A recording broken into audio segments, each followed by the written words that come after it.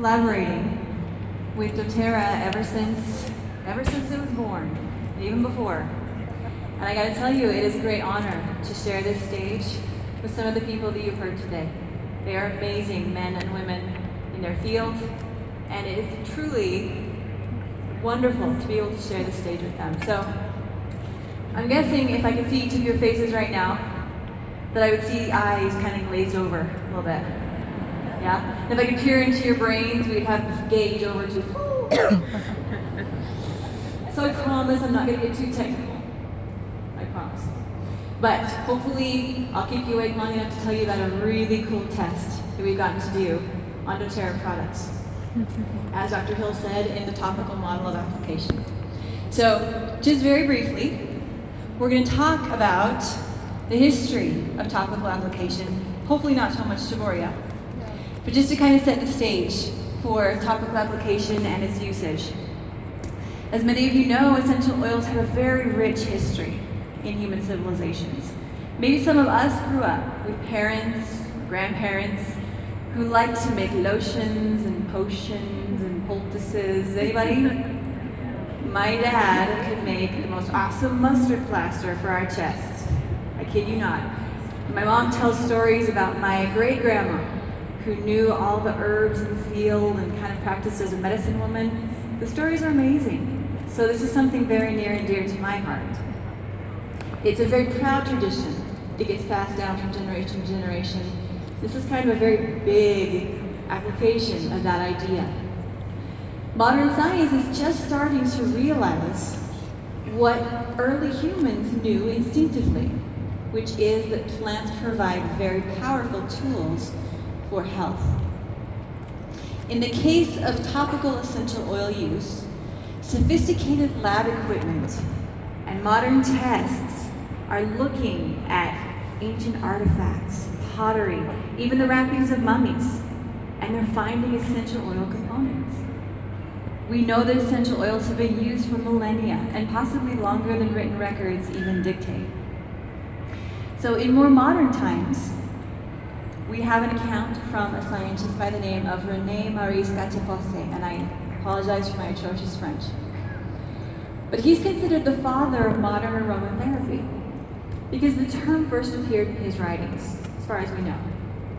His book, published in 1937, tells of a very profound experience of topical application of the essential oils. Memorize. There will be a quiz on the way out the door. What? You don't want to memorize the lamellated corpuscle? It rolls right off the tongue. You can throw that term around and really sound smart. No, but seriously, the skin is our largest connection with the environment. It's a critical point of contact with the outside world. So we're going to explore it in a little bit more fun way than this lovely diagram. How about you take your hand and run it over the skin of your arm? If you happen to know the person next to you, run it over the skin of their arm. Thank you. While you're doing that, you're probably releasing endorphins. Those are all feel-good chemicals in your brain. You're probably going, oh yeah. Endorphins. Massage on the neck. We'll get all touchy-feely for a second here. Coupling the act of touch actually enhances the feel-good effects of those endorphins when we tie it together with essential oils. So that's a really powerful combination, those two things together. And one of the really cool things about the skin is that scientists are discovering certain skin cells actually have olfactory receptors. Dr. Smith mentioned that this morning, that every organ in the body we're finding olfactory receptors in, and skin is no different. That means it is tailor-made to sense the kind of molecules that make up essential oils. That's pretty neat. But in looking at topical application of anything, we definitely want to respect the skin and pay attention to the messages that it's sending us. We want to ensure safety when we're looking at any model of topical application. So, a few important considerations. We want to think about the issues of irritation and sensitization. We're going to talk about those briefly. These are indicators that substances applied to the skin cause some kind of reaction. Modern techniques are getting very good at determining what those reactions are and why they happen. A few different types of reactions. Irritation. This is a local response involving the inflammatory pathways. So the skin may briefly turn red, this is called erythema. Temporarily, may be accompanied by certain sensations. It's usually pretty transient, usually mild. Sensitization, on the other hand, is a very, very complex process. This involves the immune system. And it can be acute, like for many of us in the case of a mosquito bite, or it can happen over repeated exposure, kind of a cumulative effect.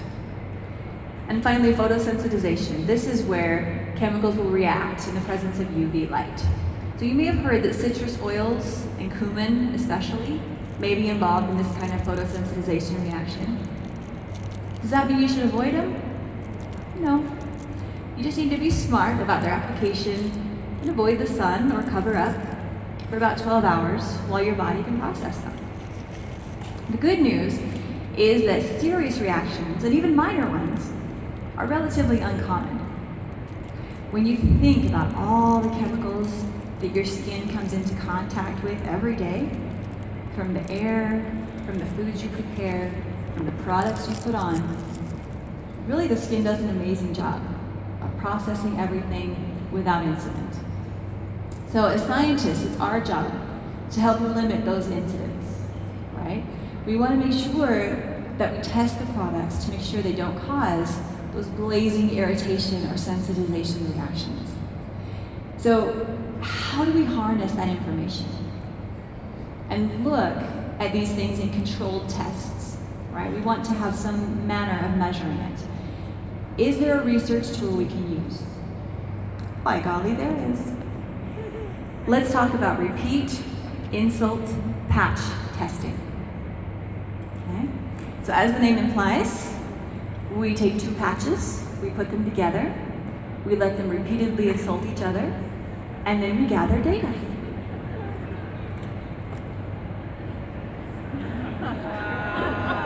Just had to make sure you're still awake.